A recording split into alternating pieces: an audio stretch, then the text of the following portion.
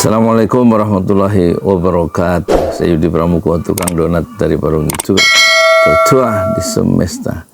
Partai Keadilan Sejahtera itu juga ada tokoh-tokohnya ya yang kena masalah. Salah satunya adalah mantan Presiden Partai Keadilan Sejahtera Lutfi Hasan Ishak, dan baru kemarin dia bebas dari penjara, bebas bersyarat sejak bulan Mei ya. Jadi PKS itu juga partai busuk juga ya. Siapa bilang dia partai dakwah? PKS presidennya kena masalah. Yang bersangkutan maksudnya Hasan Lutfi Ishak bebas bersyarat pada tanggal 6 Mei 2024 dan akan melanjutkan bimbingan di Papas Bandung hingga 11 Mei 2031. Wah, 7 tahun ya. Coba bandingkan dengan Habib Rizik masuk penjara karena ini ya sangat kritis terhadap kekuasaan. Kalau Lutfi Hasan Ishak, Presiden Partai Keadilan Sejahtera, itu masuk penjara karena korupsi, karena mencuri. Beda kan, karena juga melakukan satu money laundry, pencucian uang ya. Jadi bimbingan itu akan sampai 2031 ya. 7 tahun lagi ya, 11 Mei.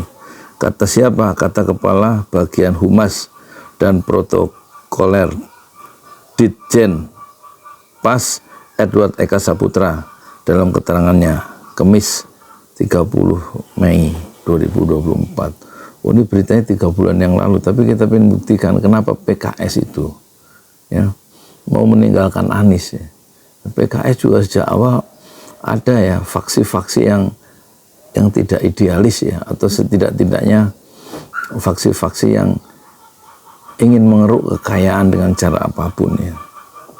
Ya ini salah satunya. Jadi pada tahun 2013 Pengadilan Tipikor 2013 itu berarti zaman presidennya masih SBY. Itu menjatuhkan vonis kepada Lutfi Hasan itu 16 tahun penjara, terus dendanya 1 miliar, subsidi 1 tahun kurungan. Kenapa Lutfi Hasan dinyatakan terbukti korupsi dalam pengurusan kuota impor daging sapi dan pidana pencucian uang. Nah, terus responnya gimana dengan pidana itu, dengan dengan keputusan hakim itu? Sudah mengajukan banding ya. Biasa pengen keringanannya diringankan ke vonisnya itu, tapi kandas ya, ditolak ya. Di Pengadilan Tinggi Jakarta justru menguatkan vonis Pengadilan Negeri Tipikor Jakarta. Nah, biasa koruptor selalu ingin juga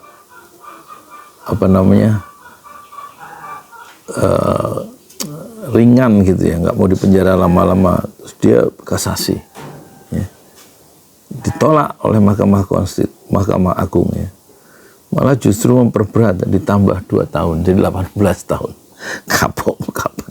Ditambah jadi 18 tahun penjara. Dan Mahkamah Agung mencabut hak politik untuk mantan Presiden PKS Lutfi Hasan itu. Bukan hanya itu, dia gigih juga itu tim hukumnya mengajukan PK, peninjauan kembali, dengan mengajukan bukti-bukti baru barangkali ya. PK-nya juga ditolak oleh Mahkamah Konstitusi. Nah sekarang kalau menurut penjelasan Ihsanuddin Nursi itu juga bermasalah dalam pembuatan undang-undang waktu Menteri Pertanian itu. Anton siapa gitu ya, terus termasuk Iwan Prayitno juga yang waktu jadi gubernur Sumatera Barat ya. Jadi nggak ada partai yang bersih di sini ya, nggak ada yang partai bersih. Jadi kalau sekarang dia mau meninggalkan Anies dan bergabung untuk meraih jabatan, untuk meraih uang, untuk meraih besaran-besaran ekonomi melalui ya, merapat kepada kekuasaan, itu bisa kita mengerti, karena itulah watak Partai Keadilan Sejahtera sejak lama, khususnya sejak presidennya PKS, yaitu Presiden PKS Hasan Lutfi itu memainkan kuota impor daging sapi, dan dipenjara 18 tahun, divonis oleh Mahkamah Konstitusi, ditambah dari 16 tahun dari Pengadilan Negeri Jakarta, ditambah karena dia mengajukan PK, bukan dikurangi, malah ditambah menjadi 18 tahun. Dan kemarin 3 bulan lalu mantan Presiden PKS itu bebas bersyarat, dan dalam bimbingan 7 tahun kemudian nanti akan bebas murni tahun 2031. Bagaimana menurut Anda? Bagaimana sikap PKS terhadap Anies Baswedan yang ragu-ragu dalam mendukung Anies yang ingin menawarkan nilai-nilai baru, mengutamakan nilai keadilan sosial bagi seluruh kelompok-kelompok masyarakat di Jakarta sebagai Gubernur Jakarta, yang mengedepankan kesetaraan dan memihak pada kepentingan orang banyak dibanding sekelompok orang-orang partai politik dan konco-konconya. Silakan komentar ya. Assalamualaikum warahmatullahi wabarakatuh. Di jalan Allah.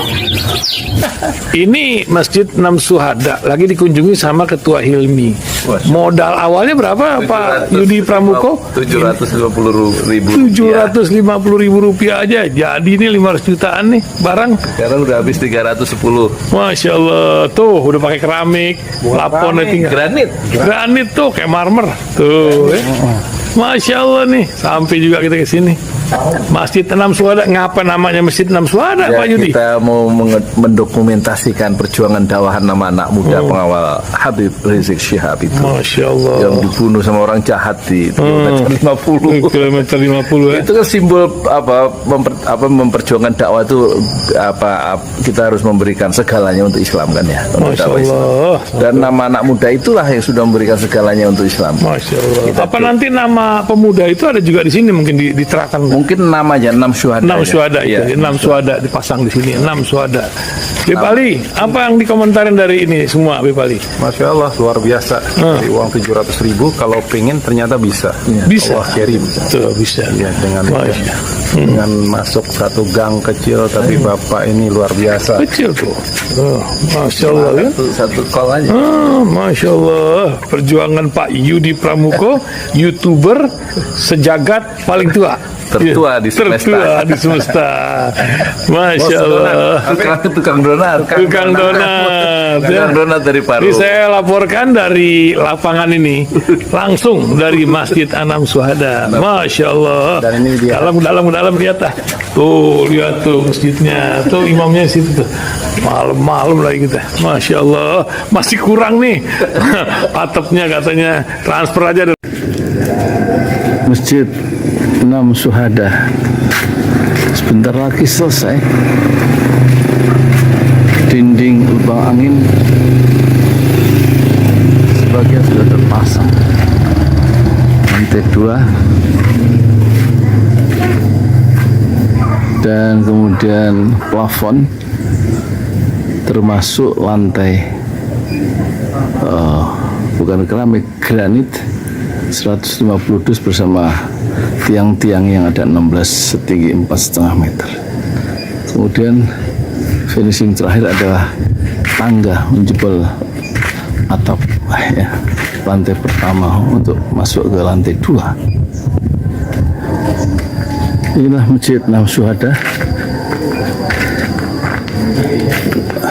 2,5 tahun lalu dimulai pada 2 Agustus hari Senin 2021. Tinggal sedikit lagi insya Allah, dan lantainya dari keramik, bukan keramik, granit, sudah diresmikan lantai pertama. Nanti lantai kedua lewat sini tangganya jebol untuk masuk ke lantai 2. Inilah Masjid Enam Syuhada. yang sangat megah karena dari bahan-bahan pilihan, kualitas nomor 1.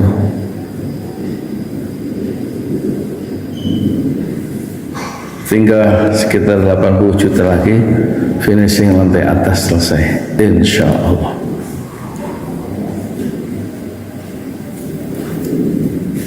Ya, inilah Masjid Enam Syuhada yang sangat bersejarah, ya,